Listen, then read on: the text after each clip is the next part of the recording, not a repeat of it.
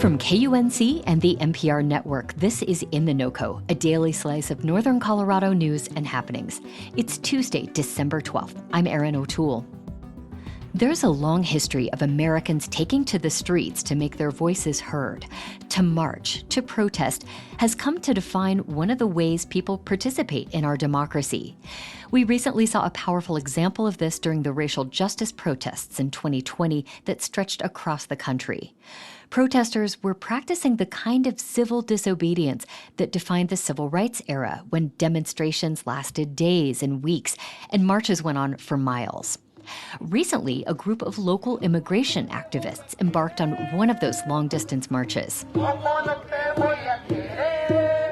Members of the Colorado Immigrant Rights Coalition walked for 4 days.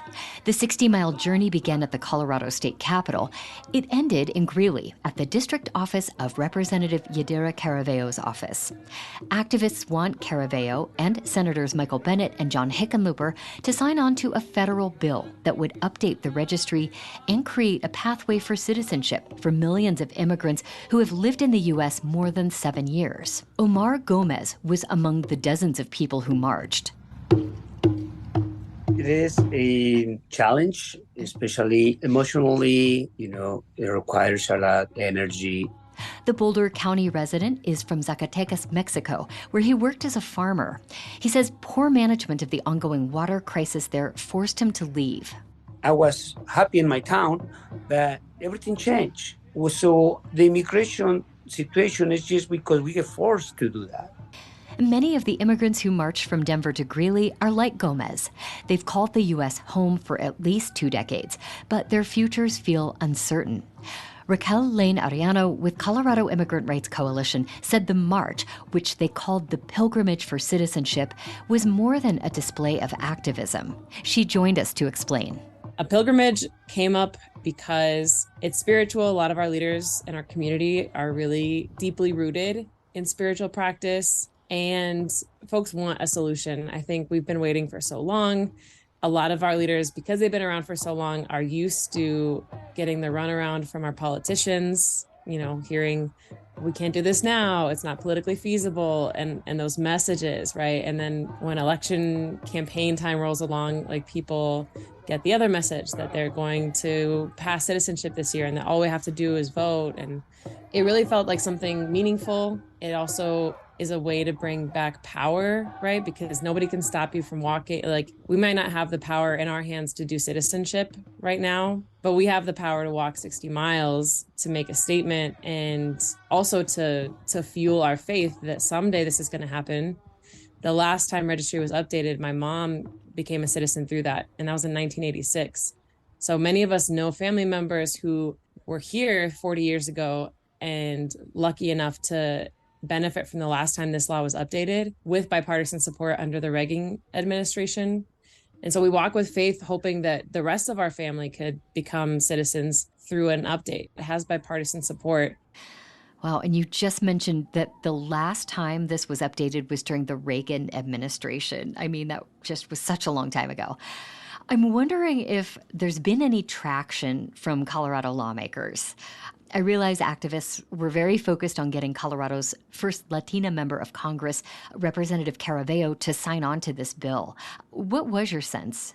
She's somebody who grew up in this community. I grew up in this district, and I have faith that she will hear from enough people that it'll start to click, that this is something people in this district support, I don't think she's been moved just yet. I think she's coming to the table in a different way, and she's speaking publicly about her position. But I haven't seen her or Senators Hickenlooper or Bennett really adjust their tone just yet. We stayed in churches the whole way. So we talked to clergy, pastors all along the way, and community members. And a lot of folks have relationships with her. And they were surprised that she wasn't on the bill, and surprised that really any Democrat is not on the bill, right? Because it's in line with what a lot of Democrats say they support in terms of creating a pathway, because this would create a pathway for 8.5 million. It covers anyone who's been here for 7 years. So it would cover DACA, people with temporary protected status, farm workers, essential workers. It's a pretty simple, straightforward bill and has a lot of precedence. advocates and lawmakers all seem to agree that what we have in place right now is a very broken immigration system. In addition to the registry bill, what's one thing or maybe a couple things that you feel could make meaningful change in this realm? Yeah. Another bill that community leaders brought up along the way is a bill that would help families that have already experienced deportation, because what we're talking about right now really only helps people who are still here, but not everyone has survived deportation. Not every family has survived deportation. And a lot of our members have divided households because somebody got sent back and the rest of the families living in the United States can't go back and visit them, can't see them. And so there's a bill that would get rid of the 5 and 10-year bar. So there's bars on people who have been deported where they can't come back. And yeah, I think we need some more solutions that actually address the way immigrants have been criminalized since 9/11. It is really hard to fathom, but I've heard so many stories of folks, they were here before 9/11. It felt welcoming. Immigrants were not such a political target. And then 9/11 happens. And when all the dust settles, everything changes for immigrants in the United States. Everything. They can't get a driver's license. There's hostility. Resources start to be pulled away. They're no longer considered part of the fabric of this nation, even though they continue to be the fabric of our work, of our economy. They continue to uphold these systems, but the rug gets pulled under in terms of real support. Right. And then this is where states like Colorado have stepped in to pass strong immigration measures.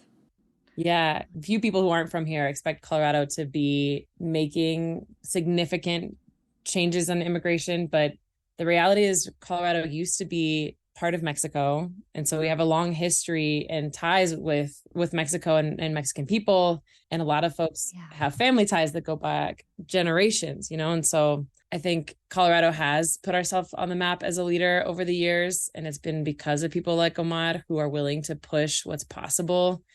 It's one thing if California makes a change, but I think it means something different when you get a state like Colorado that is still very politically diverse. Colorado's split evenly across independents, Democrats, and Republicans, and actually has more independents. So when you see a state like Colorado manage to make meaningful contributions to change the daily living for immigrants, right, to improve conditions for immigrants, it just makes it feel more possible that we could build that roadmap across the nation, right? Well, Raquel, thank you so much for speaking with me about this. I really appreciate it. Of course. Thanks so much for having us. We contacted Representative Yadira Caraveo's office to ask why she hasn't signed on to the immigration bill that activists are pushing for, or if she plans to in the near future. Her office did not directly respond to our questions. A spokesperson said in part that Caraveo is, quote, supportive of creating a pathway to citizenship and looks forward to continued conversation. That's it for us today here on In the NOCO. We'll be back tomorrow with more of what's happening in Northern Colorado. Our interim producer is Mickey Capper. Robin Vincent is our executive producer. I'm your host, Erin O'Toole. We'll see you next time.